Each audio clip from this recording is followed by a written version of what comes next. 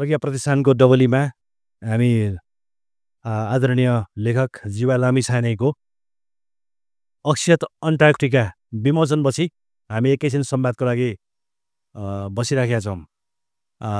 Sir, ल तपाईँलाई हार्दिक बधाई छ र यो किताब लेखिदिएकोमा धन्यवाद पनि छ। हामी नेपालीहरूको लागि यो एउटा नयाँ कुरा पढ्ने अवसर मिल्यो, यसको लागि म धन्यवाद पनि दिन्छु। र अन्टार्कटिका यो मैले स्कुलतिर यो शब्द सुनेको थिएँ आफूले चाहिँ, भन्न पनि नजानिएको रहेछ त्यो बेला। अन्टार्कटिका भन्दै पढेको त्यो बेला सामान्य ज्ञानहरूमा यसो नम्बर पाउने शब्द। तर यो अन्टार्कटिका हो र अक्षत अन्टार्कटिका भनेर यो किताब लेख्नु भएको छ। तपाईँको 12 दिनको अन्टार्कटिका यात्रा र त्यो क्रममा तपाईँले देखेको बुझेको र कतिपय सिनेमामा पनि हेरेको लगायत धेरै आफ्नो ज्ञानहरू यसमा तपाईँले राख्नुभएको छ। यो किताब तपाईँलाई लेख्ने मैले यो अन्टार्कटिकाको यात्रा गर्नुपर्छ र यो यात्रा गरिसकेपछि यसले मलाई आफ्नो व्यक्तिगत जीवनको लागि मात्रै होइन कि आम मान्छेको लागि पनि चाहिने गरी यो किताबमा ल्याउनुपर्छ भन्ने सोच तपाईँले कसरी ल्याउनु भएको थियो? धन्यवाद वसन्तजी। अन्टार्कटिका हामीले भूगोलमा पढ्दाखेरि एउटा मानव बस्ती नभएको हिउँको एउटा सिङ्गो महादेशको रूपमा मात्रै हामीले बुझेका थियौँ। त्यहाँ मलाई जाने धेरै पहिलेदेखि नै उत्कट चाहना थियो र लास्ट इयर म त्यहाँ जाने अवसर पाएँ। र मैले त्यहाँ यात्रा गर्ने क्रममा जुन कुराहरू जुन अन्वेषणको युगमा अन्वेषकहरूले कति दुःख गरेका थिए, जुन 16औं शताब्दीमा जब एज अफ डिस्कभरी सुरु भयो, संसारभरि पश्चिमी मुलुकका अनुसन्धानकर्ताहरू अन्वेषकहरू संसार विजय गर्ने अभियानमा लागे र त्यसै क्रममा अन्टार्कटिकाको अन्वेषण पनि सुरु भएको रहेछ। तर त्यो एउटा अक्षत अन्टार्कटिका र अवैध ठाउँ भएको हुनाले गर्दाखेरि धेरै वर्षसम्म पनि त्यहाँ निकै कठिन यात्रा गर्नुपर्ने रहेछ र त्यो अन्टार्कटिकाको बारेमा धेरै कुरा थाहा हुन सकेन र 20औं शताब्दी सुरु हुन लाग्दाखेरि मात्रै त्यहाँ मानिसहरू पुग्न सकेका रहेछन्।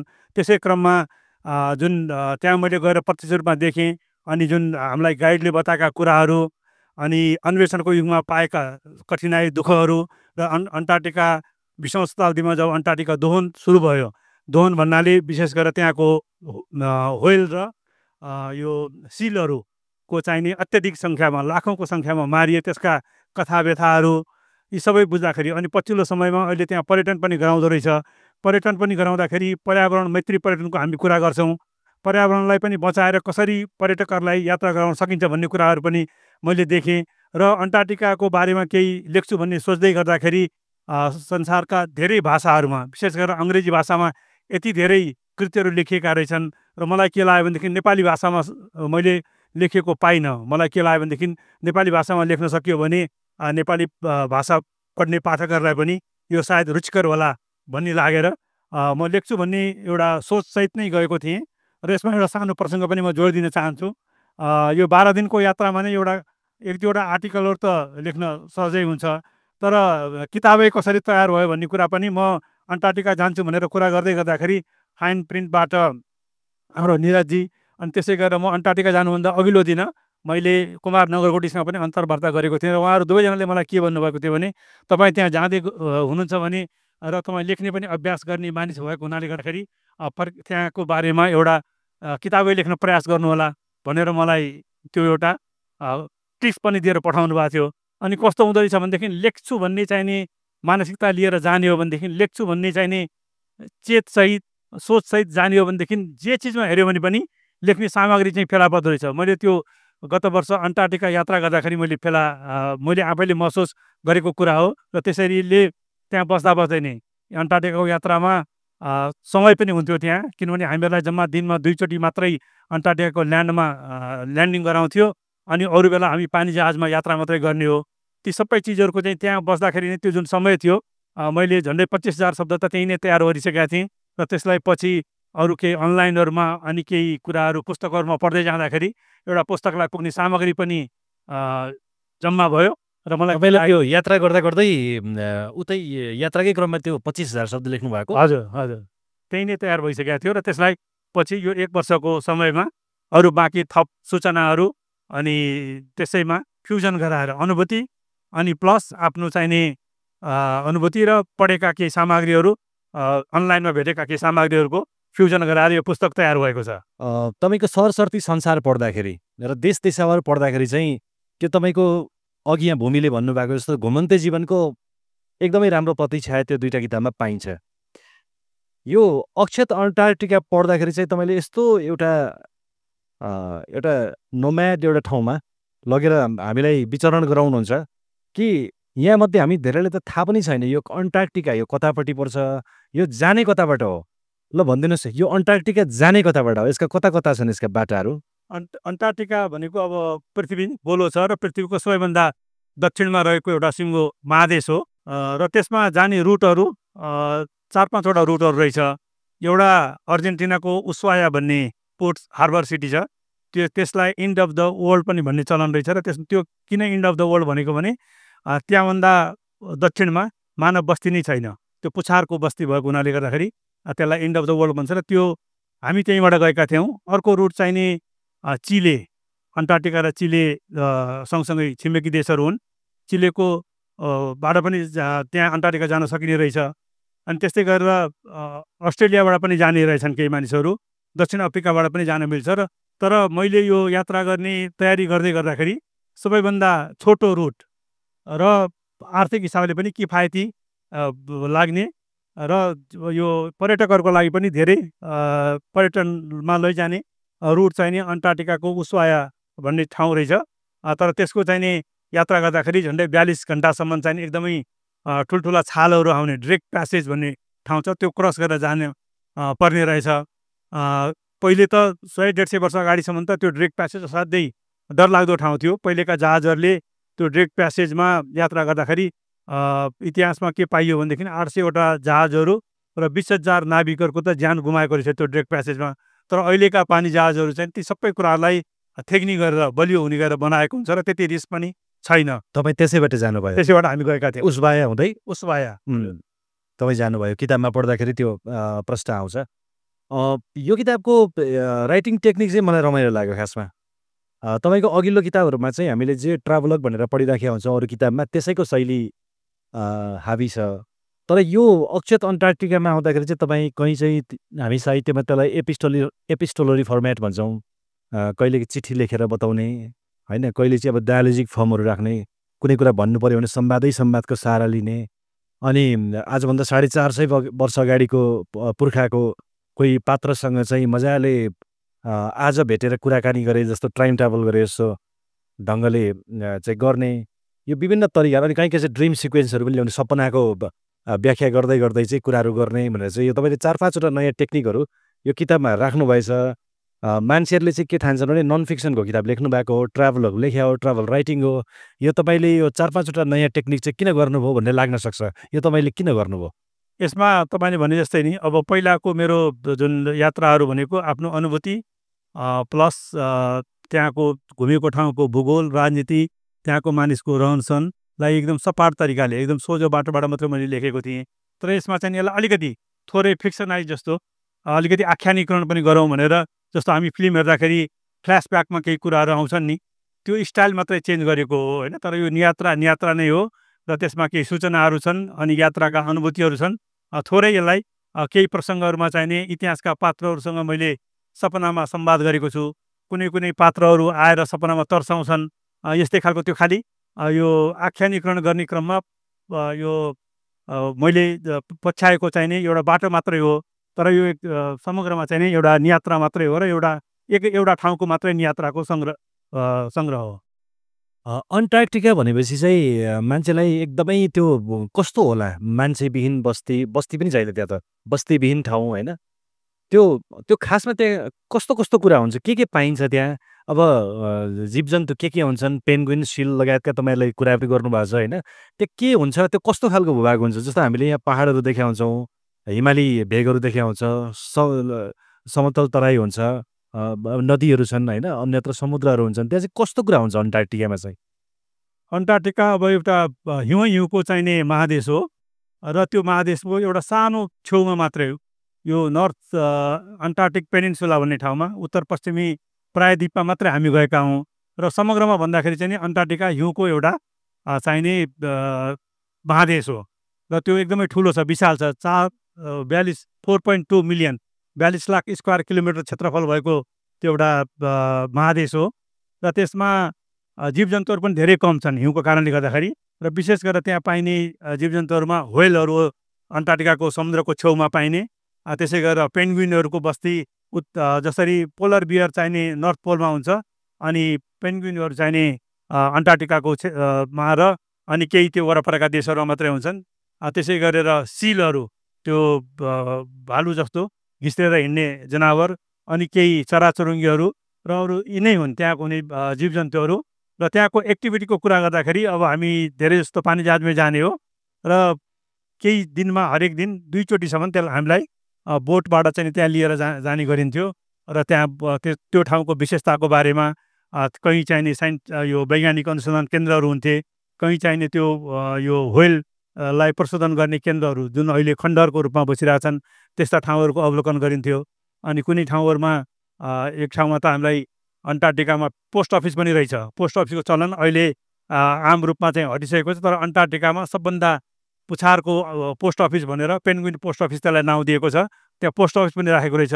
त्यस्ता ठाउँहरूको पनि केही विशेष ठाउँहरू, त्यस्तो ठाउँहरूको चाहिँ अध्ययन हामीले चाहिँ अवलोकन गरेका थियौँ। भनेको त्यहाँबाट अरू 6वटा महादेशमा चिठी पठाउनु मिल्यो? मिल्ने रहेछ। अनि त्यो को होला कि को त्यहाँ को आएर लान्छ त्यस्तो? त्यहाँ चाहिँ यो युके हेरिटेज ट्रस्ट भन्नेले चलाएको रहेछ र त्यहाँ 6 जना भोलिन्टियर यो महिलाहरू हुनुहुन्थ्यो र उहाँहरूले वैज्ञानिक अनुसन्धानको काम पनि गर्ने अनि त्यस्तै हामीहरू जस्तै जाने पर्यटकहरूलाई त्यहाँ एउटा रमाइलोको लागि संसारको सबभन्दा पुछारको ठाउँबाट आफ्नो घरमा प्रियजनहरूलाई, साथीहरूलाई पोस्ट कार्डहरू अनि चिठी पत्रहरू लेख्नलाई चाहिँ नि त्यहाँ खसालिदियो भने त्यसले फकल्यान्ड टापु अनि लन्डन हुँदै संसारभरि चाहिँ त्यसरी डिस्ट्रिब्युट गर्ने पनि चलन रहेछ। त्यो कुरा हामीलाई अघिल्लो दिनमा नै, भोलि हामी ल्यान्डिङ गर्ने ठाउँ भनेको पेन्गुइन पोस्ट अफिस हो।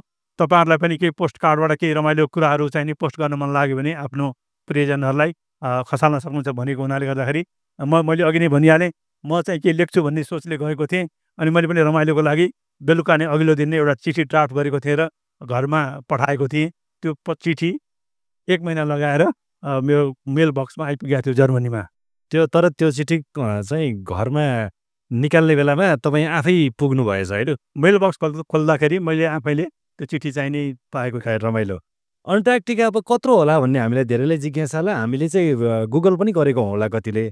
अब यो किताब पढ्दाखेरि मैले थाहा पाएको त्यत्रो त्यो हिउँको प्रदेश छ, त्यो सिङ्गै महादेश चाहिँ यो अमेरिका, हामीले जसलाई संयुक्त राज्य अमेरिका भन्छौँ, अब अमेरिका कत्रो छ हामी सबैलाई अनुमान छँदैछ। त्यो अमेरिका भन्दा 1.5 गुणा होइन, 1.5 गुणा ठुलो रहेछ क्या त्यो हिउँको महादेश चाहिँ। त्यो कति ठुलो होला? अब युरोपभन्दा 4-5 गुणा सम्भवतः ठुलो, सिङ्गै युरोपभन्दा ठुलो महादेश चाहिँ जो हिउँले ढाकिएको छ र त्यहाँनिर बाहिरबाट मान्छेहरू आफ्नो वैज्ञानिक अनुसन्धानको लागि या घुमघाम यसरी छोटो समयको लागि त्यहाँ जाने हो। अनि यो किताबको लेख्ने शैली चाहिँ एकदमै मजा छ। यसको पढ्दाखेरि चाहिँ हामी यसै त नेपालीहरू खासै पुगेका छैनन्। यो किताबको यो किताबले एउटा गुण के लगाएको छ भन्दाखेरि, माफ गर्नुलाई, यो अन्टार्कटिकाको किताब पढ्दा मलाई नै चिसो लाग्यो खासमा यो। तर यो किताब साँच्चीकै रमाइलो छ र न्यानो पनि छ, पढ्दाखेरि मजा पनि आउँछ। कि अन्टार्कटिका पुग्ने पहिलो नेपाली भुवनसिंह विश्वकर्मा, जो हामीले पहिला हाजिरी जवाफतिर कता रटेको नाम होइन, भुवनसिंह विश्वकर्मा भनेर। लेखकले चाहिँ उहाँसँग भेट्नु भएछ आएर नेपालमा, उहाँ भैरवामा गएर भुवनसिंह विश्वकर्माको घर खोज्दै अनि उहाँलाई भेट्नु भएछ र लामो कुराकानी पनि गर्नुभएछ। उहाँका कतिपय अनुभवहरू यो किताबमा पढ्न पाइन्छ, अन्तिम खण्डतिर पढ्न पाइन्छ। त्यस हिसाबले अब भुवनसिंह विश्वकर्मा यहीँ हुनुहुन्छ, हामी यतिका लेखकहरू यहीँ अगाडि बसेका छौँ, अरू राज्यका कतिपय प्रतिनिधि पनि यहाँ आउनुभएको होला, सार्वजनिक ओहदाका व्यक्तिहरू पनि हुनुहोला।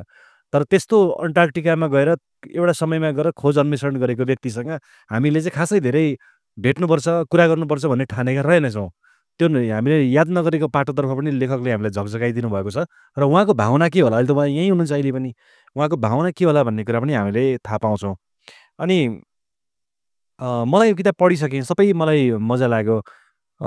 तपाईँले यसको नाम अक्षत चाहिँ किन भन्नुभयो? अक्षत अन्टार्कटिका किन भन्नुभयो? अन्टार्कटिका वास्तवमा आजको दिनमा पनि त्यो अक्षत नै छ, त्यहाँ मानव बस्ती छैन। मैले किताबमा विभिन्न ठाउँहरूमा प्रसङ्गमा उल्लेख गरेको छु। 20औं शताब्दीमा चाहिँ नि अन्टार्कटिकामा पश्चिमी राष्ट्रहरूले त्यसको दोहन गरेको रहेछन्। तर पछि चाहिँ नि त्यो के रियलाइज भयो भनेदेखि त्यहाँको जुन प्राणीहरू विशेष गरेर सिल र व्हेलहरू धेरै मारिएपछि 1959मा एउटा अन्टार्कटिका ट्रिटी सिस्टम भनेर चाहिने एउटा 12वटा देशहरूले सिग्नेचरी नेसनहरूले चाहिँ साइन गरेको रहेछ। त्यसमा 5-6वटा बुदाहरूमा चाहिँ नि त्यो सन्धिमा मुख्य बुदाहरू छन्। त्यसमा के भनेको छ भने अन्टार्कटिका भनेको चाहिँ नि एउटा यो कसैले पनि क्लेम गर्न नपाउने, त्यहाँ कुनै यो सैन्य अभ्यास पनि गर्न नपाउने, अनि खालि वैज्ञानिक अनुसन्धानको लागि मात्र त्यो भूमिलाई चाहिँ नि उपयोग गर्ने भन्ने जस्ता चाहिने कुराहरू। अनि जुन व्हेलहरू मारिन्थे, सिलहरू मारिन्थे, त्यसलाई चाहिँ पूर्ण रूपमा प्रतिबन्ध लगाउनु पर्ने भन्ने यस्ता नीति नियमहरू बनेका रहेछन्। र अन्टार्कटिका यद्यपि अक्षत भने तापनि अझै पनि त्यसको 2/3 भागमा केही देशहरू, विशेष गरेर 7वटा देशहरू रहेछ, त्यो अर्जेन्टिना, चिले, अनि युके, नर्वे, न्युजिल्यान्ड, अस्ट्रेलिया लगायतका देशहरूले त्यसको झन्डै 2/3 देश भूभाग हाम्रो हो भनेर क्लेम पनि गरेको रहेछ। तर त्यो 1959मा सन्धि भएपछि यो त्यसलाई कसैले पनि रिकगनाइज गरेको छैन। जुन जुन देशले क्लेम गरेको छ त्यो देशबाहेक अरू कसैले पनि त्यसलाई रिकगनाइज गरेको छैन। र त्यो अन्टार्कटिका भनेको सबै यो पृथ्वीको सबै मानिसहरूको साझा त्यो भूभाग हो र त्यसलाई सबैले उपयोग गर्न पाउनुपर्छ भन्ने सन्धि भएको रहेछ। र त्यसमा त अहिले 58वटा देशहरूले त्यो अन्टार्कटिका ट्रिटी सिस्टममा सिग्नेचर पनि गरिसकेका छन्। र सिग्नेचर गर्ने देशहरूले त्यहाँ वैज्ञानिक अनुसन्धान अनि यो सबै चिजहरू गर्न पनि पाउँछन्। र त्यो हिजोको दिनमा पनि त्यो अक्षत नै थियो। बिचमा केही समयसम्म त्यसलाई अलिकति त्यहाँ भएका जीवजन्तुहरू, फ्लोरा फाउनाहरूको डिस्टर्ब भएको भए तापनि अब फेरि त्यही रूपमा पूर्ववत रूपमा नै रहनुपर्छ भनेर जुन प्रयासहरू भइरहेका छन् त्यो देख्दाखेरि, अनि अहिले पर्यटन पनि जाँदो रहेछ। पर्यटन पनि व्यवसाय पनि त्यहाँ फस्टाएको छ। तर त्यसलाई असाध्यै सीमित सङ्ख्यामा एकदमै पर्यावरणलाई चाहिँ ध्यान दिएर त्यसलाई पर्यटकहरूलाई चाहिँ लैजाने त्यहाँ चलन रहेछ। यो सबै हेर्दाखेरि मलाई के लाग्यो भनेदेखि नि हिजो अक्षत थियो र यो अझै पनि फेरि आउने पिँढीहरूका लागि पनि अक्षत नै रहनुपर्छ, अनटच हुनुपर्छ भन्ने हिसाबले जुन प्रयासहरू भइरहेका छन् त्यो देख्दाखेरि मलाई के लाग्यो भनेदेखि सबभन्दा सुटेबल नाम चाहिँ नि अक्षत अन्टार्कटिका नै होला जस्तो मलाई लाग्यो। यो चाहिँ तपाईँले एउटा पोलिटिकल क्लेम गरे जस्तो मलाई लाग्छ एउटा लेखकको रूपमा। अनि कतिपय अब अन्तर्राष्ट्रिय राजनीति पनि तपाईँ नजिकबाट हेरिराख्नु भएको छ। अहिले थाहा नै पाइराख्नु भएको छ कि ग्रिनल्यान्डमा यत्रो अहिले एक खालको अहिले वाकयुद्ध नै चलिराखेको छ। अहिले कसले कसलाई तह लगाउने भन्ने खालको, खास गरी ट्रम्प आइसकेपछि यो बहस एकचोटि चर्केर गएको छ। के थाहा यो तपाईँले अक्षत भनेको फेरि कुनै समयमा गएर यही शक्ति राष्ट्रहरूको होडबाजीले क्षतविक्षत पो हुने हो कि? होइन, त्यस्तो अब भविष्यमा नहोला भन्न त सकिँदैन होइन। तर मलाई चाहिँ यसको पाटो त्यो अन्टार्कटिकाको बारेमा पढ्दै जाँदाखेरि के लाग्यो भनेदेखि 2टा महाशक्ति भनौँ न राष्ट्रहरू जहाँ टेरिटोरियल डिस्प्युटको कुरा गर्दाखेरि उनीहरू नै सबभन्दा अगाडि छन्। अमेरिका र रुसले चाहिँ त्यहाँको कुनै पनि, यद्यपि सबभन्दा धेरै रिसर्च सेन्टरहरू अमेरिका र रुसको नै रहेछ, तर त्यो दुइटै देशले त्यहाँको कुनै पनि भूभागलाई हाम्रो भनेर क्लेम गरेको छैन। एटिएस जुन अन्टार्कटिका ट्रिटी सिस्टम छ त्यहाँ साइन गरेपछि अहिले झन्डै 60-70 वर्षसम्म उनीहरूले त्यसलाई पालना गरिरहेकै मैले पाएँ। त्यसैले भोलिका दिनमा के होला त भन्न सकिँदैन। तर आजसम्मको जुन एटिच्युड हेर्दाखेरि अमेरिका लगायत चाहिँ छ नि रुसहरू जस्ता देशहरूले त्यसलाई अक्षत नै राख्नुपर्छ भनेर प्रयास गरिरहेको जस्तो देखिन्छ। म एउटा सानो मलाई रिडिङ गर्न मन लाग्यो, यसो कारण छ यो रिडिङ गर्नुको। यो किताब पढ्दाको चाहिँ जस्तो यहाँ हामी कति साहित्यिक ब्याकग्राउन्डका छौँ, कति चाहिँ हामीलाई साहित्य हामीले धेरै हाम्रो एभ्रिडे रुचिको कुरा होइन, तर यस्तो खाले ट्राभलको किताबहरूमा हामीलाई रुचि छ। यहाँ त्यस्ता पात्रहरू पनि म देखिरहेको छु। तपाईँहरू दुवैलाई हुने खालको एउटा म सानो अंश पढेर सुनाउँछु। यो पढ्नुको चाहिँ के भन्दाखेरि हरेकपल्ट हामी यात्रामा जाँदाखेरि त्यो यात्रामा के छ, के कस्ता कुराहरू देखिन्छन् भन्ने एउटा बाहिरी आँखाले त्यहाँको चिजलाई देख्छौँ। र लामो यात्रा गर्दै जाँदाखेरि हामी आफ्नै अन्तर्यात्राभित्र पस्छौँ, आफ्नै मनभित्र पस्छौँ। र हरेक यात्राको मजा भनेकै यही हो कि हामी अरू चिजको खोजीसँगै आफ्नै खोजी पनि त्यहाँ गरिरहेको हुन्छौँ। र यसको एउटा अंश म यहाँ पढौँ है। त्यो जहाजभित्र त्यो एक खालको आवाज, समुद्रको आवाज आइरहेको छ र त्यो अन्टार्कटिकाको समुद्रभित्र त्यो आवाज सुनिराखेको एउटा नेपाली एउटा यात्रीले भोगेको महसुस गरेको कुरा। मैले आँखा चिम्म गरेँ, जहाजको इन्जिनको आवाजसँगै समुद्रको ध्वनि पनि सुन्ने प्रयास गरेँ। आँखा बन्द गर्दा मेरा लागि त्यो विशाल समुद्र एउटा कालो क्यानभास चाहिँ महसुस भयो। तर मलाई त्यहाँ कुनै चित्र बनाउनु थिएन। मात्र समुद्रको आवाज, सुसेली या उसको छालको आवाज सुन्न थियो। त्यसरी आँखा चिम्लिएर समुद्रको आवाजलाई अनुभूत गर्दा म आफूलाई ध्यानमा गएको महसुस गरिरहेको थिएँ। शरीरका कोष कोषमा एक खालको असीम आनन्द फैलिएको अनुभव भइरहेको थियो। त्यो आनन्द अतुलनीय थियो। आनन्दको त्यो भावलाई जीवनभरि जीवनभरि आफूभित्र स्थापित गर्न सके कति गजब हुन्थ्यो होला। त्यो आनन्द 12 दिनको आनन्द र त्यो 12 दिन मध्येको पनि एक खास क्षणको त्यो आनन्द भनेपछि एउटा व्यक्तिको चाहना चाहिँ के हुँदो रहेछ भने त्यो उहाँले लेखकले सुरुमा किताबको सुरुतिर पनि लेख्नु भएको छ। हामीलाई के को कमी छ अहिले हिजोआज भन्दा समयको कमी छ नि त। हामी जति सहरी छौँ र जति हामी व्यस्त छौँ, हामीलाई अरू कुराले सुख सुविधाले भनिएको चिजहरूले हामीले पुगिराखेको होला। तर हामीलाई के को हिजोआज अभाव छ भन्दा समयको अभाव छ। उहाँले सुरुमा पनि लेख्नु भएको छ त्यो कुरा चाहिँ पहिलो पेजमै। मैले 12 दिन यात्रा गरेको त्यो सेतो साम्राज्यको विशाल वैभवलाई आँखामा अटाउन नसकेपछि त्यसलाई मनमा धारण गरेको थिएँ। त्यहाँ मानिसहरूको कोलाहल थिएन, अनौठो खालको मौनता थियो। त्यो सेतो साम्राज्यको यात्राबाट निस्कँदा म भित्र त्यही मौनता स्थापित भएको थियो। जीवनको दौडधुपमा लागिहाल्नुपर्ने नभएको भए म ध्यानस्थ भएर कति दिन आफैभित्रको त्यो मौनतासित संवाद गरिरहने थिएँ होला भन्नुहुन्छ कि उहाँले। यसमा चाहिँ मेरो तपाईँलाई क्वेसन छैन, यो तपाईँको रिफ्लेक्सन छ नि, यो रिफ्लेक्सनको बारेमा केही बताउनुहोस् न। तपाईँ असाध्यै व्यस्त हुनुहुन्छ, हामी पनि आफ्नो आफ्नो क्षेत्रमा सबैजना व्यस्तै होला। तर तपाईँको चरम व्यस्त जीवन र त्यो व्यस्त जीवनको घञ्चो मञ्चबाट बाहिर निस्केर यो भागिराख्ने यो स्केपिस्ट र एउटा ट्राभल यात्रीको कुरा सुनौँ एकछिन। यो के हो भनेदेखि नि, अब जतिसुकै व्यस्त भए पनि समय भनेको सबैलाई 24 घन्टा नै हो। त्यसमा अब कसरी व्यवस्थापन गर्ने भन्ने मात्रै हो जस्तो लाग्छ मलाई, होइन। त्यही समयभित्र आफ्नो अब रुचिका कामहरू पनि गर्नै पर्यो, होइन। परिवारलाई पनि समय दिनै पर्यो। आफ्नो चाहिँ काम व्यवसाय छन् भनेदेखि पनि चाहिँ त्यसलाई म्यानेज गर्ने हो, होइन। त्यही भएर अब मेरो यात्रा मेरो एकदमै रुचिको विषय भएको हुनाले गर्दाखेरि यात्राको लागि म समय निकालिहाल्छु, होइन। त्यो समय व्यवस्थापन गर्न गाह्रो छैन। मुख्य कुरा त्यो इच्छा शक्ति हुनु पर्यो, होइन, घुम्छु भन्ने र रुचि हुनु पर्यो। त्यसैबाट चाहिँ छ नि म समय निकालिहाल्छु। मैले अहिले भर्खरै पढेको दुईवटा अलग अलग ठाउँ, एउटा 156 पेजमा, अर्को चाहिँ पहिलो पेजमा भएका दुईवटा कुरामा तपाईँले एउटा कुरा गर्नुभएको छ। दुई ठाउँमा ध्यान र ध्यानस्थ भनेर भन्नुभएको छ नि। तपाईँ आफै अरू त्यो जो हामीले ध्यान भनेर चिन्छौँ नि त्यसको अभ्यास गर्नुहुन्छ कहिलेकाहीँ? गर्छु म एक्सर्साइज गर्छु, बिहान व्यायाम गर्छु र अलिअलि ध्यान पनि गर्छु। खैर यो जिज्ञासा थियो मेरो एउटा। अब यो पृथ्वीमा एकदमै धेरै कुराहरू छन्, त्यसमध्ये कति चाहिँ क्षणभङ्गुर छन्, नासिएर जानेछन्, केही चिजहरू त रहिरहलान्, होइन। त्यसमध्ये अन्टार्कटिकामा हामीसँग जे कुरा छ नि त्यो पनि कतिले त दाबी गर्छन् यो बिस्तारै यो अब त तपाईँले युभी रेको कुराहरू गर्नुभएको छ, अरू धेरै चिजहरू जो पृथ्वीभरिको त्यो परावर्तन हुने त्यो जुन एउटा चिजलाई त्यसले आफूले चाहिँ 80% चाहिँ त्यसले त्यहाँबाट भुक्तान गरिदिन्छ। तब त हामी यहाँ अरू महादेशमा पनि हामी चैनले बाँच्न पाएका छौँ, होइन। त्यो चिज अहिले संसारैभरि एउटा चिन्ता छ कि यो एक दिन सकिने हो कि त्यो हाम्रो जुन एउटा स्टक छ, हाम्रो एउटा हावा छ, अथवा जे भने पनि भयो, त्यसलाई प्राणवायु अथवा चाहिँ प्रकाश जे भने पनि, होइन, त्यो चिज जसले हाम्रो ऊर्जा बचाएर राखिदिएको छ त्यो चिज नै एक दिन नरहने हो कि। खास गरी मान्छेहरूले भन्छन् तेस्रो विश्वयुद्ध यदि भयो भने पानीको स्रोतको लागि हुन्छ भनेर भन्छन्। त्यो स्रोत समेत ठुलो अन्टार्कटिकाले आफूसँग राखेको छ र त्यसमा तलमाथि भयो भने यो पृथ्वीको धेरै ठाउँलाई असरै पर्छ भन्ने मान्छेहरूले भन्छन्। र तपाईँको यो किताबमा नि तपाईँले छोराले लेखेको एउटा चिठी छ पछाडिबाटै, त्यहाँनिर पनि त्यो कुरा चिन्ता व्यक्त गरिएको छ कि यो खालको वातावरणीय क्षयीकरण, यो पृथ्वीको सङ्कटको लागि धेर थोर तपाईँ हामी पनि जिम्मेवार छौँ कि भन्ने एउटा नैतिक प्रश्न पनि तपाईँको छोराले यहाँ उभ्याउनु भएको छ। त्यस कुराको जवाब तपाईँ कसरी दिनुहुन्छ? यसमा अन्टार्कटिकाको तपाईँले जुन पछिल्लो समयमा पग्लिने क्रम सुरु भएको छ नि, त्यसमा वैज्ञानिकहरूले चिन्ता पनि जताइरहेका छन्।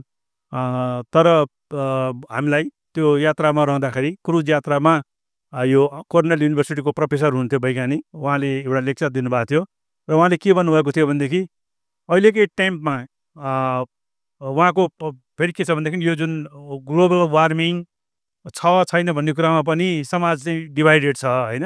अमेरिकाको राष्ट्रपतिले त्यो कुरा त विश्वासै गर्नुहुन्न।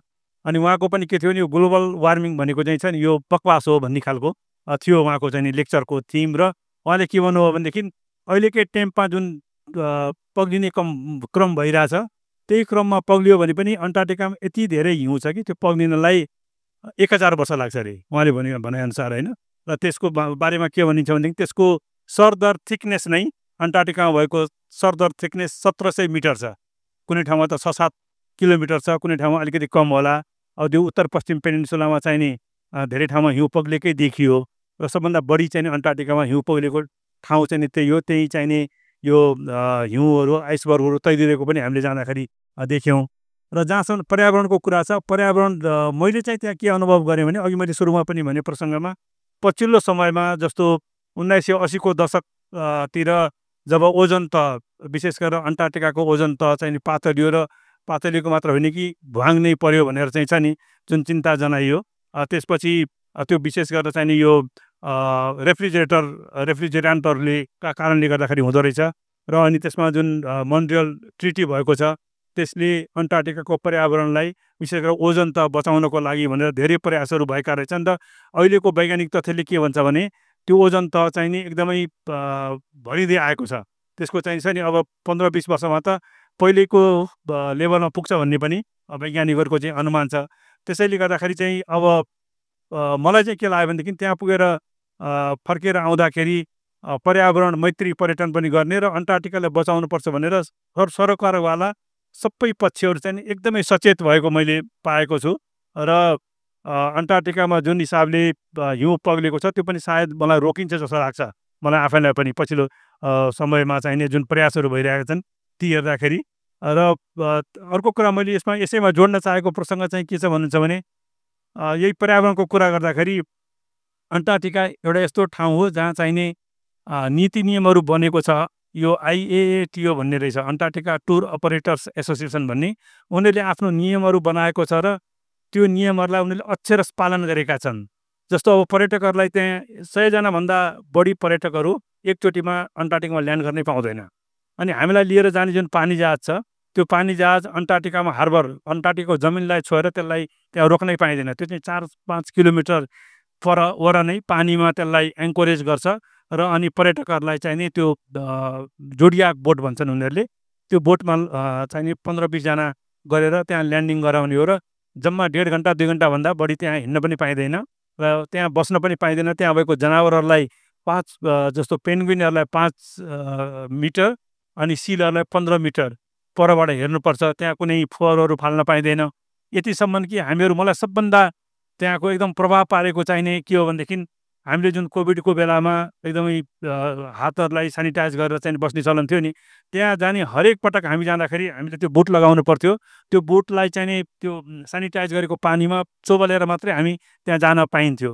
त्यो किनभनेदेखि त्यहाँ हाम्रो बुटमा केही कुराहरू चाहिँ ल्याएको छ भनेदेखि त्यसले त्यहाँको पेन्गुइनहरूलाई त्यो एभियन फ्लू चाहिँ सार्छ भन्ने चाहिँ डर रहेछ अहिले पछिल्लो समयमा। अनि यी सबै कारणहरूले गर्दाखेरि त्यहाँको पर्यावरण, त्यहाँ भएको चाहिने जीवजन्तुहरूलाई बचाउनको लागि धेरै नै प्रयासहरू भएका रहेछन्। र त्यसैलाई पालन गर्दै पर्यटन गर्ने हो भनेदेखि चाहिँ नि त्यसले धेरै ठुलो हानि पुर्याउँदैन कि जस्तो मैले अनुभव गरेँ। मान्छे चाहिँ प्रकृतिको हिस्सा मात्रै भएर बस्नु पर्यो, अरू प्रकृतिका जलचर थलचर लगायत अरू चिजको शासक हुन खोज्नु भएन होइन त? त्यही नै हो, त्यही नै हो। यो पृथ्वी सबै प्राणीहरूको साझा घर हो भन्ने चेतना सबैमा आउनु पर्यो। यो किताबमा धेरैवटा प्रसङ्ग अब यो ट्राभलभित्र पनि यो एडभेन्चर जेनर जस्तो लाग्छ मलाई मलाई यो किताब पढ्दाखेरि। किनकि हामीलाई धेरै ठाउँमा आछु बनाउने, श्रृङ्ग बनाउने चिजहरू यो किताबमा छ, त्यस्तो खालको चिजहरू। म 2वटा प्रसङ्गमा जान चाहन्छु, त्यसमा तपाईँले भन्नुहोला। एउटा चाहिँ त्यो एउटा त्यहाँ मजाको एउटा जहाज बनेको छ, इन्डुरेन्स नाम गरेको, धैर्य नामको जहाज छ। साइकलटन भन्ने एकजना मान्छेले त्यो जहाज बचाउनको लागि, त्यहाँ भएका साथीहरू बचाउनको लागि गरेको सङ्घर्षको एउटा लामो एउटा यहाँभित्र पढ्न पाइन्छ, इतिहासको एउटा ठाउँबाट ल्याउनु भएको छ। र अर्को चाहिँ त्यही 450 वर्ष अगाडि, अघि मैले जुन टाइम ट्राभलको कुरा पनि गरेको थिएँ सुरुमा, सर फ्रान्सिस ड्रेक, उहाँ 2जनाको बारेमा अलिकति जानकारी राख्न मन लाग्यो। एउटा इन्डुरेन्स जहाजको कथा, अर्को चाहिँ सर फ्रान्सिस ड्रेक।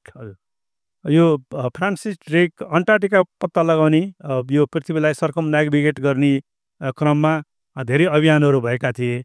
अनि अन्टार्क्टिका चाहिँ नि एकदमै असाध्य अगम्य अभेद्य ठाउँ, त्यहाँ चाहिँ धेरै प्रयासहरू भएका रहेछन्। र धेरै कुन रुटबाट त्यहाँ जान सकिन्छ भनेर धेरै अन्वेषकहरूले प्रयास गर्दै गर्दाखेरि चाहिँ नि फ्रान्सिस ड्रेकसँगै 3वटा पानी जहाजको टिम चाहिँ नि त्यो अन्टार्कटिका को सर्ट रुट, त्यो जुन उसवाएको हामीले कुरा गऱ्यौँ, त्यो रुट चाहिँ नि सबभन्दा छोटो र सबैभन्दा सजिलो रुट हो भन्ने हिसाबले त्यो कुरा चाहिँ नि पत्ता लागेको रहेछ। र उनीसँगै गएका 2टा जहाजहरू त्यहाँ बेपत्ता भए। अनि तर उनी चाहिँ नि अब आफूसँगै गएको टिमको चाहिँ नि जहाजहरू हराएपछि उनले त्यो रुट नै चेन्ज गरे। उनी गएनन् फर्केर, त्यसपछि उनी चाहिँ बाँचेर फर्केर आए। तर पनि यो रुट सबभन्दा सर्ट रुट हो भनेर चाहिँ नि उनले पत्ता लगाएको हुनाले गर्दाखेरि उनीको नाउँबाट त्यो ड्रेक प्यासेज जुन अन्टार्कटिकाको उसवायाबाट अन्टार्कटिका पेनिन्सुला लगिन्छ, त्यो सबभन्दा सर्ट रुट र सबभन्दा सुगम्य हो भन्ने चाहिँ नि भएर त्यसैमा त्यही रुट प्रयोग गरेर हामीहरू गएका थियौँ। अब ड्रेक यो फ्रान्सिस ड्रेकको कुरा गर्दाखेरि चाहिँ के छ भने अब उनलाई फर्केर आएपछि बेलायतमा चाहिँ नि उनले नाइटहुड पनि पाए, ठुलो सम्मान भयो। तर चाहिँ स्पेनिस र ल्याटिन अमेरिकातिर उनलाई अहिले पनि समुद्री डाकु भनिन्छ। भनेपछि नि त्यो पात्रहरूलाई हेर्ने दृष्टिकोण पनि ठाउँअनुसार फरक हुँदो रहेछ भन्ने मलाई लाग्यो। र त्यो पात्रलाई चाहिँ अघि जुन आख्यानीकरणको मैले कुरा गरेको थिएँ, सपनामा हामी सवार जहाजमै मानौँ कि होइन, फ्रान्सिस ड्रेकको जुन जहाजमा नि हामीले सवार गरिरहेका छौँ कि भने जस्तो एउटा कल्पना गरेर चाहिँ नि मैले प्रसङ्ग ल्याएको छु। अनि अर्को एउटा प्रसङ्ग जुन यो अन्टार्कटिकाको बारेमा पढ्दै जाँदाखेरि, अध्ययन गर्दै जाँदाखेरि मलाई एकदमै छोएको चाहिँ के हो भनेदेखि टाइटानिकको बारेमा हामीले धेरै फिल्महरू पनि बनेको छ, हामीले धेरै कुरा थाहा पनि पाएका छौँ। तर झन्डै त्यही समयमा अन्टार्कटिका अन्वेषण गर्न जाने अर्नेस्ट शाकलटन भन्ने एकजना बेलायती नाविक थिए। उनको टिममा 27 जना यात्रीहरू लिएर उनले गएका रहेछन्। र त्यो यस्तोसँग त्यो अन्टार्कटिकाको छेउमा पुग्न लाग्दाखेरि आइसबर्गमा त्यो जहाज ठोकिन्छ। आइसबर्गमा ठोकिएपछि हल्न चालु हुन्छ। जसरी चाहिँ नि टाइटानिक चाहिँ नि केही समयपछि डुबेको थियो, तर त्यो चाहिँ नि ठोकिन्छ मात्रै, यताउति जान सक्दैन। 10 महिनासम्म त्यो जहाज त्यहीँ चाहिँ ठोकिएर बस्छ। उनीहरू लगेको खानेकुराहरू अलिअलि थियो, 27 जना मान्छे, अनि कुकुरहरू लिएर गएको थिए त्यो हिउँमा चाहिँ हिँडाउनको लागि, स्वान बग्गी गर्ने, डग स्लेडिङ भनिन्छ। त्यो चाहिँ नि सबै लिएर त्यहाँ, अनि 10 महिनापछि चाहिँ त्यो जहाज भाङ परेर जहाज डुब्न थाल्छ। अनि शाकलटनले के भन्छन् भने अब यसमा बस्न हुन्न भनेर उनीहरू त्यो बोटहरूबाट चाहिँ नि अन्टार्कटिकामा जान्छन्। त्यहाँ केही महिनासम्म चाहिँ नि यो कुटी बनाएर बस्छन्। अनि त्यहाँ पनि एकदमै धेरै हिमपात हुन थाल्छ। केही महिनापछि उनीहरू अर्को एउटा चाहिँ आइल्यान्ड जान्छन्। र अर्को आइल्यान्डबाट पनि फेरि चाहिँ छन्। त्यहाँ हुँदाखेरि पनि अब उनीहरूसँग भएको खानेकुरा सकिँदै जान्छ, सँगै लगेका कुकुरहरू मारेर खान्छन्। त्यसपछि नजिक पाइने पेन्गुइनहरूदेखि लिएर सिल मार्दै खाँदै गर्छन्। र अनि अन्तिममा चाहिँ नि अब यसरी नै बस्ने हो भनेदेखि चाहिँ नि अब केही उपाय हुँदैन, हामी सबै मर्छौँ भनिसकेपछि अर्नेस्ट शाकलटन र अनि अरू 3 जना चाहिँ नि अर्को एउटा आइल्यान्डमा जान्छन्, जहाँ चाहिँ नि त्यति बेला व्हेल प्रशोधन गर्ने एउटा सेन्टर रहेछ। त्यहाँसम्म उनीहरू पुग्छन्। त्यो मैले के देखेँ भनेदेखि अनि त्यसरी उनी त्यहाँ गएर अलिकति तङ्ग्रिन्छन् र केही समयपछि फर्केर आउँछन्, जहाँ चाहिँ नि बाँकी 24 जना थिए उनीहरू चाहिँ नि अब खानापिनादेखि लिएर रोग बिरामी भएर अब एकदमै मर्ने अवस्थामा पुगिसकेका थिए होइन। तर त्यसबाट मैले के लाग्यो भनेदेखि त्यो असाध्यै त्यो रौँ नै ठाडो पार्ने जस्तो उनको कथा छ। र त्यहाँदेखि उनको बारेमा यति धेरै किताबले उनले आफै फर्केर पनि पुस्तक लेखे। त्यो एकदमै चर्चित भएको छ बेलायतमा। अनि संसारभरि उनी त्यति बेला क्यानाडा, अमेरिका लगायत देशहरूमा चाहिँ नि यो आफ्नो कथाहरू भन्दै पनि हिँडेका रहेछन्। र उनको बारेमा त्यति धेरै चाहिँ मलाई चाहिँ थाहा थिएन, धेरै त्यति डिटेलमा। अनि त्यो कथा चाहिँ प्रसङ्ग मान्छेको बाँच्ने जिजीविसा कतिसम्म हुँदो रहेछ, र त्यो जिजीविसाले जस्तो चाहिँ कठिन परिस्थितिमा पनि मान्छेलाई बाँच्न, जिउन, सङ्घर्ष गर्न चाहिँ नि सिकाउँदो रहेछ भन्ने कुराको एउटा कथा हो। र अनि उनी त्यो साउथ पोल पुग्ने उनको जुन लक्ष्य थियो त्यसमा बिचैबाट उनी फर्किए र एउटा लिडरसिपमा हुने कपासिटी, उनी त्यहाँबाट जब निस्किएर गएका थिए 4 जना, उनी फर्केर पनि नजान सक्थे नि। तर उनी चाहिँ त्यहाँ फर्केर जाँदाखेरि त्यो जुन बाँचेका मान्छेहरू थिए, त्यहाँ छोडिएका मान्छेहरू, उनीहरूको त हर्षको आँसु आउँछ। किताब पढ्दै गए यो चाहिँ पढ्दै गर्दाखेरि चाहिँ यो एकदमै प्रसङ्ग, यो पुस्तकले चाहिँ मलाई अन्टार्कटिकाको बारेमा थुप्रै किताबहरू लेखिएका रहेछन्। तर यो पुस्तकले चाहिँ निकै छोडेको हुनाले गर्दाखेरि एउटा च्याप्टर चाहिँ नि मैले त्यो खण्ड पनि त्यसमा राखेको छु। त्यसमा मान्छेको बाँच्ने जिजीविसा, लिडरसिपको चाहिँ नि क्यापासिटी सिक्ने पनि चाहिँ नि, असफलताभित्र पनि सफलता खोज्न सक्ने जुन उनको धैर्य नामको चाहिँ नि जहाज त डुब्यो अधैर्य भएर, तर उनीमा चाहिँ धैर्य साँच्चीकै रहेछ। र त्यसैले मलाई के लाग्छ भने उनले त्यो पानी जहाजको नाउँ पनि धैर्य भनेर एन्डोरेन्स राखेका रहेछन्। त्यो एउटा असाध्यै प्रेरक प्रसङ्ग जस्तो पनि लाएर एउटा प्रसङ्ग त्यसमा मैले सिङ्गो च्याप्टर पनि उल्लेख गरेको छु। सङ्कटहरू आउनु सक्छ तर हाम्रो सिद्धिचरण श्रेष्ठको छ नि, सङ्कट पर्दछ मान्छेलाई ढुङ्गालाई के पर्छ, असिना आई फुलबारीकै फुलहरू पहिले झार्छ भन्छ एउटा एउटा कविता छ नि। त्यस्तै कि त्यो स्याकल्टनका साथीहरू सबै आत्तिया आउँछन्, उनीहरू जब स्याकल्टनलाई उनीहरूले आशै नगरेको, चिताउँदै नचिताएको, अब त हामी यतिकै यतिकै यतिकै यतिकै हाम्रो सास जान्छ, हाम्रो खाना पनि छैन, केही पनि छैन, अरू मान्छे भाइ 2-4 घन्टासम्म यहाँ बाँच्न गाह्रो पर्ने ठाउँमा हामी महिनौदेखि यहाँ यसरी बसेका छौँ, अब हामी सायद मर्ने बाहेक हामीसँग कुनै विकल्प छैन भनेर ठानेको ठाउँमा उनीहरूको लिडर, त्यो खालि त्यो टिमको त्यो अगुवा मात्र होइन कि साँच्चीकै लिडर त्यतिखेर उनलाई बचाउनको लागि कताबाट आइपुग्छ। हामीलाई मैले अघि भने नि जम्मा 1.5 घन्टादेखि 2 घन्टासम्म मात्रै त्यो अन्टार्क्टिकाको ल्यान्डमा हिँडाउँथ्यो। तर उनीहरू त चाहिँ त्यस्तो कठिन परिस्थितिमा त्यस्तो विपद परेर 20 महिनासम्म बाँचेको छ। 20 महिना त्यो सुन्दाखेरि नि आङसिरिङ्ग हुने खालको चाहिँ घटना। 20 महिना त्यस्तो हिउँमा, त्यो पनि आजभन्दा 100 वर्षभन्दा अगाडि। अहिलेको जस्तो प्रविधि थिएन, अहिलेको जस्तो चाहिँ छ नि, मलाई लाग्छ उनीहरू लिएर गएका सामग्रीहरू पनि थिएनन् होला। त्यो असाध्यै अपत्यारिलो लाग्ने जस्तो लाग्ने खालको तर सम्भव खालको काम चाहिँ गरेको यस्तो खालको किताबहरू। वास्तवमा किताबहरूको ब्युटी नै यही हो। यहाँ उहाँले एक ठाउँमा किताबलाई आफ्नो साथी मानेर, केही आफ्नो आफ्नो जीवनको केही पिरमर्का छ, कुनै समस्या छ, दुःख छ भने पनि ल साथी तिमी सुन भन्दै त्यो किताबसँग संवाद गर्दै चाहिँ राख्ने उहाँको तरिका पनि रहेछ। किताब पढ्दाखेरि एक ठाउँ चाहिँ आफ्ना मनमा लागेका गन्थन मन्थनहरू सबै त्यो किताबलाई सुनाउने, किताबको अक्षरबाट आफूले सुन्ने र आफ्ना कुरा मनमा लागेको कुरा पनि किताबलाई सुनाउने एउटा राम्रो पाठकको तरिका उहाँले किताबमा अपनाउनु भएको रहेछ। र त्यो त्यही किताब हामीलाई अब उहाँले लामो एउटा यात्रा गरेर 12 दिनको यात्रा गरेर ल्याएको कुराहरूको सार संक्षेप भनौँ न एउटा सबै कुरा। तर उहाँ आफै स्वीकार्नुहुन्छ कि सबै कुरा त लेख्न खोजेर पनि शब्दको सामर्थ्य हुँदो रहेनछ। उहाँले एक ठाउँ यहाँ भन्नु नै हुन्छ कि आवाज, सङ्गीत र हावाको यो उतार चढाव अद्भुत थियो, अवर्णनीय थियो। अहिले यहाँ त्यसबारे जे जति शब्द लेखेँ त्यो त मैले गरेको अनुभूतिको शतांश पनि छैन, 100को एउटा टुक्रा पनि छैन। आफ्नो अनुभूतिलाई लेख्ने प्रयास त गरेकै हौँ, तर शब्दको सामर्थ्यले असीमितता, अनन्तता र अपरिमेयतालाई समग्रतामा व्यक्त गर्न असम्भव हुँदो रहेछ भनेर एउटा स्वीकारोक्ति पनि छ कि हामीले जतिसुकै अभिव्यक्ति गरे पनि त्यो अभिव्यक्ति चाहिँ हाम्रो अनुभूतिको तुलनामा साह्रै थोरै रहेछ। त्यो चाहिँ अनुभूति चाहिँ यति ठुलो रहेछ। र एक ठाउँ भन्नुहुन्छ एकजना राजभण्डारी दाइ, घनश्याम राज भण्डारी भन्ने उहाँको एकजना दाइको कुरा गर्नुहुन्छ। अब जीवा लामिछानेले त धेरै कुरा लेख्नुभयो, किताबमा लेख्नुभयो, त्यहाँ नोट लेख्नुभयो, घरमा चिठी पठाउनु भयो होला, अथवा त्यहाँ धन्यवाद दिने एउटा ग्रेटिट्युड लेटरमा चाहिँ के लेख्ने भन्दाखेरि उहाँले मजाले लेखेर छोड्नु भएछ।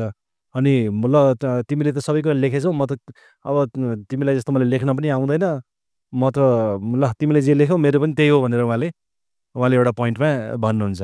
अनि तर फेरि लेखकले त्यहाँ पनि के कुरा स्वीकार गर्नुहुन्छ भने उहाँले त केही पनि लेख्नु भएन राजभण्डारीले, तर नलेखे पनि उहाँको अनुभूति कति धेरै कुरा होला जो मैले लेखेर पनि त्यो मैले त्यसको अनुभव पनि गर्न सक्दिनँ, छेउ पनि गर्न सक्दिनँ भन्ने कुरा भनेको लेखक हुनु भनेको साह्रै खतरा अनुभूति भएको र खतरा अभिव्यक्ति गर्न सक्ने प्राणी मात्रै होइन रहेछ। लेखक भनेको त म साह्रै थोरै कुरा मात्रै जान्दो रहेछु भनेर स्वीकार्न सक्ने एउटा विनम्र प्राणी पनि रहेछ। त्यो कुरा पनि यो किताबमा हामी पढ्दाखेरि लाग्छ। अब मेरो प्रश्नहरू मेरो 6 प्रश्नहरू चाहिँ, तर फेरि मैले सबै सोधिदिएँ भने यो किताब पढ्ने हुटुटी कम होला। त्यो पनि म तारानी दिदी तपाईँ मसँग रिसाउनु होला, मैले बेच्ने किताब जति यसले सबै यहीँ भनेर सकिदियो भनेर चाहिँ भन्नु होला। उहाँ किताबी किरो भनेर टिकटकमा नि राख्नुहुन्छ, इन्स्टाग्राममा, फेसबुकमा सबैतिर हाल्नुहुन्छ उहाँले। किताबी किरो, किताब चाहियो भने सामान्य त्यहाँ पसलमा गएर किताब किनेको राम्रो, त्यसले एउटा कल्चर पनि बढाउँछ। तर होइन कहिलेकाहीँ हतार छ किताब भने ल तारानी दिदी भनेर त्यो किताबी किरोलाई गरेर किरोले घरैमा ल्याइपुऱ्याउँछ किताब। ल तपाईँको नि भइहाल्यो, मलाई तपाईँले चिया खुवाउनु होला पछि। अनि मलाई एउटा जिज्ञासा थियो सर कि जस्तो यहाँ प्रतीक दाई पनि हुनुहुन्छ, अरू धेरै यहाँ ट्राभल राइटरहरू म यहाँ देखिराखेको छु, कतिको किताबमा चाहिँ फोटो राखेको हुन्छ क्या पछाडिपट्टि चट्ट, ल कहाँ जानुभएछ त के गर्नुभएछ हेरौँ त भनेर पाठकले थाहा पाउने गरी चाहिँ राख्नुभएछ। तपाईँले चाहिँ यसमा कुनै फोटोहरू राख्नु भएको छैन, खालि नक्सा राखिदिनु भएको छ, अनि त्यो एउटा स्पेसल सर्टिफिकेट जे हो त्यो त्यति छ। तपाईँले फोटोहरू चाहिँ राख्नु भएको छ भने तपाईँले चाहिँ यो शब्दलाई नै चित्र मानेर पाठकले पढुन् भन्ने ठान्नु भएको कि अथवा फोटो नछाप्नुको कुनै रिजन छ? त्यस्तो कुनै कारण त छैन। हुन त फोटोको कुरा गर्दाखेरि एउटा फोटो 1000 शब्दभन्दा पनि शक्तिशाली हुन्छ भन्ने चलन छ होइन। तर पनि मैले पहिलो मेरो 2टा नियाता सङ्ग्रहमा पनि फोटो राखेको थिइनँ। त्यो एउटा हाम्रो पब्लिकेसन हाउससँग कुरा गर्दाखेरि पनि फोटो नराखौँ भन्ने उहाँहरूले सल्लाह दिनुभएर फोटो नराखेको, अरू त त्यस्तो कुनै खास कारण त होइन। खास कारण छैन। अब अरू एउटा जिज्ञासा, अघि यहाँ भूमीश्वरले बोलेर जानुभयो, तपाईँ त अर्कै किताब लेख्न लाग्दैन हुन्थ्यो अरे, तर बिचैमा यो अन्टार्कटिका यो चाहिँ बिचमा आइलागेको किताब रहेछ एक हिसाबले भन्दाखेरि। भनेपछि अब तपाईँको अर्को किताब पनि छिटै पाठकले पढ्न पाइने जस्तो बुझियो। त्यो कस्तो किताब हो, के हो त्यो? यस्तो छ, जस्तो यो बिचमा पनि मेरो यात्रा सङ्ग्रह 2020मा देश देशावर निस्केको थियो, अहिले 5 वर्ष भयो। यस बिचमा पनि मैले धेरै ठाउँहरू गएको छु र मैले भनिहालेँ लेख्ने जुन एउटा चस्का लागिसक्यो र अहिले चाहिँ नि कुनै पनि नयाँ ठाउँ गएँ भनेदेखि पहिले नै लेख्छु भन्ने सोच बनाएर जान्छु म। र यो बिचमा 5 वर्षको समयमा गरेका यात्राहरूको पनि किताबकोलाई पुग्ने, एउटा किताबलाई पुग्ने मटेरियलहरू मसँग जम्मा भइसकेका छ, त्योभन्दा बढी नै पनि छन्। अनि त्यसै गरेर मैले बाल्यकालको यात्रा मात्रै नभएर बाल्यकालका संस्मरणहरू, त्यो बायोग्राफी जस्तो होइन, तर त्यो विभिन्न जसरी खगेन्द्र श्रृङ्खलाले लेख्नुहुन्छ, धर्च गोतामेले लेख्नुहुन्छ, त्यस्तो संस्मरणहरू कुनै एउटा घटनामा केन्द्रित भएर त्यस्ता पनि 20-22वटा घटनाहरूको सङ्गालो चाहिँ नि तयार भइसकेका छ। र त्यो वास्तवमा छापिने फाइन प्रिन्ट पाडेर नै त्यो छापिने तयारीमा हामी लागिसकेका थियौँ। अनि त्यसै क्रममा यो किताब पनि सकियो। त्यसैले यो बाल्यकालको संस्मरणहरू भनेको त ती 50 वर्ष अगाडिका कुराहरू हुन्। त्यो अझै 1-2 वर्ष पछाडि गए पनि केही फरक पर्दैन होला। अन्टार्कटिका यो ताजै त अघि भूमिजीले भने जस्तै भर्खरको यो ताजा खालको यात्रा भएको हुनाले गर्दाखेरि यसलाई चाहिँ पहिला गरौँ कि भन्ने हिसाबले यसलाई अगाडि नै प्रकाशन गरियो। अब म एउटा मात्रै प्रश्न सोध्छु, त्यो प्रश्न चाहिँ मलाई मेसेजमा आएको छ। यो पहिला म यो पढ्छु, यो भाषाबाट तपाईँले सायद अनुमान लगाउन सक्नुभयो भने भन्नु होला यो उहाँबाट आएको होला भनेर, सक्नु भएन भने म भन्नु होला। प्रिय जीवा, अझै यस्तो छ यो वसन, कार्यक्रमको अन्तमा जीवा छेउ मेरो तलको जिज्ञासा पेश गरिदिनुहोस् न है भन्नुभएको छ। प्रिय जीवा, स्वास्थ्यले डबलीसम्म आउन दिएन, एउटा जिज्ञासाले आउन नसक्नुको क्षतिपूर्ति गर्न मन लाग्यो। पृथ्वीका दूरस्थ अद्भुत र रहस्यमय ठाउँहरूको भ्रमण गर्नु, ती ठाउँको सूक्ष्मतम यथार्थको जानकारीबाट आफू आनन्दित हुनु र शब्दका माध्यमले त्यो आनन्द लोकलाई बाँड्नु तपाईँका जीवनको अभिष्टतुल्य साहसिक रुचि र लत भए झैँ लाग्छ। पृथ्वीमा यस्ता दूरस्थ अद्भुत र रहस्यमय ठाउँको भ्रमण सकिएपछि तपाईँ मङ्गल ग्रहतिर पो लाग्नुहुन्छ कि? एलन मस्कले मङ्गल ग्रहको बाटो खोलेर टिकट बेच्ने गफ त दिइसके त ब्रो। ए ल, यसमा त मलाई लाग्छ तपाईँले पनि अनुमान गर्नुभयो होला यो खगेन्द्र दाइको हो पक्का। बिलाउनु यो जवाफ उहाँले सुन्नु होला नि त, यो कुनै क्यामेराहरूको उस मार्फत। यसमा दाइले भने जस्तै नि अहिले अब अन्तरिक्षको त धेरै पहिला 40-50 वर्षदेखि नै अन्तरिक्षमा स्टेसन बनाएर अन्तरिक्ष यात्रीहरू बसिरहेका छन्। मङ्गल ग्रहको पनि कुरा आइसक्यो होइन। नासाले चाहिने 2040सम्ममा मङ्गल ग्रहमा मानिसहरूलाई लैजान सकिन्छ भनेर अनुमान गरेको छ। एलन मस्कले त त्योभन्दा पनि अझ चाँडै 5-6 वर्षमा नै गराउन सम्भव छ भनेर भनेका छन्। पछिल्लो समयमा विज्ञान र प्रविधिको जुन हिसाबले एकदमै ऱ्यापिड डेभलप भइरहेछ नि, त्यसले गर्दाखेरि भविष्यमा त्यो नहोला भन्ने पनि छैन। त्यस्तो भएछ भने पर्यटकको रूपमा जाने चाहिँ छ नि, सर्वसुलभ त पक्कै नहोला सुरुमा त होइन। त्यस्तो सम्भावना रहेछ भनेदेखि त अब हामी सम्भव भएसम्म पक्कै पनि जान्छौँ त्यो नयाँ ठाउँ होइन। तर पनि मलाई त्यहाँ जानुभन्दा अगाडि के छ भने पृथ्वीमा यति धेरै यस्ता रहस्यका ठाउँहरू छन् होइन। ती ठाउँहरूको त एउटा छेउ मात्रै म पुगेँ होला जस्तो लाग्छ। तिनै ठाउँहरू कति ठाउँहरू जान बाँकी छ। त्यसै गरेर आर्कटिक भन्ने चाहिँ छ नि त्यस्तै विशेषता भएको ठाउँ हो। दक्षिणी गोलार्ध यो भयो, उत्तरी गोलार्धको आर्कटिक सर्कलका केही ठाउँहरू त म गएको छु, तर उत्तरी ध्रुवसम्म पनि पर्यटककै रूपमा पनि जान पाइने रहेछ। त्यो मैले अहिले एक्सप्लोर गरिरहेको छु। त्यस्तै चाहिँ छ नि थुप्रै ठाउँहरू छन् पृथ्वीका। एउटा मानव जीवन त के 10वटा मानव जीवनले पनि पृथ्वीका यस्तै रहस्यमय ठाउँहरूमा कहाँ घुमेर सकिन्छ होला र होइन। त्यो आफ्नो शरीरले दिएसम्म सम्भव भएसम्म चाहिँ नि त्यो हामीले सुनिरहेछौँ नि, चराइबत्ती हिँड्दै गरेर हिँड्ने मेरो घुम्ने रुचिको विषय हो र म यो स्वास्थ्यले दिएसम्म चाहिँ नि घुमिरहन्छु। अब एउटा यो भन्दै एउटा चाहिँ के आयो मलाई मनमा भने, तपाईँ तराई भित्री मधेसमा तपाईँ जन्मिनु हुर्किनु भयो र तपाईँलाई आफ्नो जीवनले डोर्याउँदै रुसतिर लग्यो।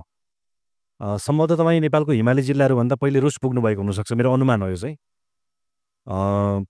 र तपाईँ लामो समय त्यहाँ बस्नुभयो र हिउँमा टिकिन्छ कि टिकिँदैन होला भन्ने त्यो को बिचमा तपाईँ लामो समय हिउँमा टिक्ने बानी लाग्यो। हामी पनि जस्तो म पनि हिमाली ठाउँहरूतिर पुगिराखेको हुन्छु बेला बेला। लेखहरू लागेको अलिक कठिनाइ भएको अनुभव पनि भोगेको छु मैले। यहाँ मध्ये कतिले भोग्नु भएको पनि होला त्यस्तो कुराहरू। र विदेशतिरका चाहिँ कतिपय मान्छेहरू 70-75 वर्षको उमेरमा पनि माथि सगरमाथा बेस क्याम्पतिर भेटिनुहुन्छ के, मजाले घुमिराख्नु भएको हुन्छ। अझ कोही कोही त 50-60 वर्षकोहरू त एक्लै घुमिराख्नु भएको हुन्छ। हामीलाई चाहिँ साथी चाहिन्छ प्रायः। हामी त कहीँ जानुलाई बजारै जानु पर्यो भने पनि, हाट बजारै गए पनि साथी चाहिने। हामी एउटा त्यो राम्रै कल्चर पनि हो सामूहिकताको। तर त्यसरी हामी यात्रा गर्ने अलिकति हाम्रो बानी छैन। अन्टार्कटिका त के होला, तर नेपालकै पनि उच्च हिमाली ठाउँहरू जो विदेशीहरूलाई धेरै खर्च गर्नुपर्छ, भिजा लगाउनुपर्छ, धेरै खाले अनुमति लिनुपर्छ, गाइड बिना कहीँ जानै पाइँदैन। तर हामीलाई चाहिँ धेरै ठाउँमा त्यस्तो केही पनि लाग्दैन। हामी आनन्दले जान सक्छौँ, तर हामी जान सक्दैनौँ या धकाउँछौँ हामी। के कसो हुने हो, स्वास्थ्य यस्तो छ, औषधि खाइरहेको छु, अथवा चाहिँ अब छोराछोरी के यताउता होइन गरेर हामी चाहिँ वास्तविक र अवास्तविक दुवै खाले बाहनाहरू हामी बनाएर हामी यहीँ नेपालको उच्च हिमाली ठाउँहरू पनि गएका हुँदैनौँ। तपाईँ चाहिँ अब अन्टार्कटिका जस्तो हिम महादेश पनि तपाईँ गएर आइसक्नुभयो। र धेरै ठाउँहरू हिमालमा विभिन्न खालका खेलको अभ्यास गरेको अनुभव पनि तपाईँले, इभन तपाईँका छोराछोरीहरूले समेत त्यो अभ्यास गरेको तपाईँले किताबमा लेख्नु भएको छ। यहाँ पनि धेरै हुनुहुन्छ, तपाईँको यो भिडियोहरू हेर्ने पनि धेरै हुनुहोला, जसले तपाईँबाट के कसरी सिक्ने कि यात्रा गर्नु अलिकति जोखिम जस्तो अथवा मध्यम जोखिम लिएर यात्रा चाहिँ कसरी गर्नुपर्ने रहेछ, र त्यसका लागि स्वास्थ्यले अथवा चाहिँ खर्चवर्चले आफ्नो लिमिट हुन्छ नि सबैको, तर त्यही लिमिटभित्र बसेर नि कसरी यात्रा गर्नुपर्ने रहेछ र जीवनको आफ्नो भागमा परे जतिको जोखिम चाहिँ कसरी उठाउनु पर्ने रहेछ, के सुझाव दिनुहुन्छ उहाँहरूलाई? होइन, मैले अघि सुरुमा भने जस्तै नि, यात्रा मेन कुरा इच्छा शक्ति हुनु पर्यो, रुचि हुनु पर्यो होइन। पुष्कर शाहले होइन, उहाँले आफ्नो किताबमा लेख्नु भएको छ, 100 रुपियाँ लिएर संसार घुम्नुभयो होइन। संसारलाई कति फड्को लगाउने गरेर चाहिँ साइकलबाटै यात्रा गर्नुभयो होइन। त्यसैले गर्दाखेरि मुख्य कुरा त अब रुचि छ भनेदेखि चाहिँ छ नि, मान्छेले उपाय निकालिहाल्छ। जहाँसम्म उहाँको किताब पढ्दै गर्दाखेरि, उहाँसँग कुरा हुँदाखेरि उहाँले चाहिँ निकै धेरै रिस्क मोलेर यात्रा गर्नुभएको हो। र त्यस्तो रिस्की यात्रा चाहिँ सबैले गर्न सम्भव पनि हुँदैन, गर्नु पनि हुँदैन भन्छु म होइन। तर पनि एकदमै आजको दिनमा सबै थरीको लग्जरी टुर पनि गर्न सकिन्छ, मध्यम खालको पनि गर्न सकिन्छ। मैले आफैले पनि विद्यार्थी कालमा यो पुक्का फाल भएर एक्लै पनि युरोपतिर ब्याकप्याक लिएर पनि यात्रा गर्थेँ। हामीलाई सोभियत युनिभर्सिटीमा पढ्दाखेरि वर्षमा 2 चोटि छुट्टी हुन्थ्यो, विन्टरमा 2 हप्ता अनि समरमा 2 महिना छुट्टी हुन्थ्यो। ती समय चाहिँ नि म धेरै जसो घुमेरै बिताउँथेँ। र त्यतिखेर युथ होस्टेलहरू हुन्थ्यो, त्यहाँ चाहिने चाहिँ एकदमै न्यून पैसा, अहिले पनि छ त्यस्तो, त्यो युथ होस्टेलको चाहिँ मेम्बरसिप बन्यो भनेदेखि त्यति बेला $4-5मै एक रात बस्न पाइन्थ्यो। अनि त्यति पनि बचाउनको लागि भनेर ट्रेनमै दिनभरि सहर घुम्ने, अनि युरो रेल भन्ने हुन्थ्यो युरोपतिर, त्यो अहिले पनि छ। त्यो युरो रेलको टिकट एक ठाउँमा काट्यो भनेदेखि त्यसले चाहिने निर्बाध रूपमा युरो रेल चढ्ने 20-22वटा कन्ट्रीहरूमा ट्राभल गर्न पाइन्थ्यो, अहिले पनि पाइन्छ।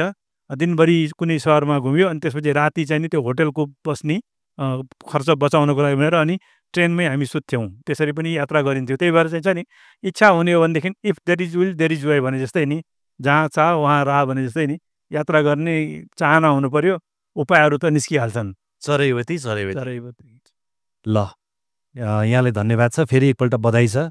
यहाँ आइदिनु भएकोमा सबैलाई हार्दिक धन्यवाद पनि छ। अहिले हाम्रो कुरा यहाँ सकौँ। धन्यवाद। यहाँहरू सबैलाई उपस्थित भएर यो धेरैले किताबहरू पनि लिनुभएको छ र यो पढ्नु होला।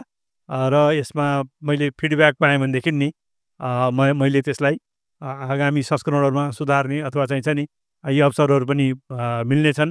यहाँहरू सबैलाई हार्दिक बधाई। अनि विशेष गरेर फाइन प्रिन्ट जसले मलाई यो विश्वास गरेर पुस्तक प्रकाशन गरिदिनु भएको छ, फाइन प्रिन्ट परिवारलाई पनि धेरै धेरै धन्यवाद। धन्यवाद बसन्तजी।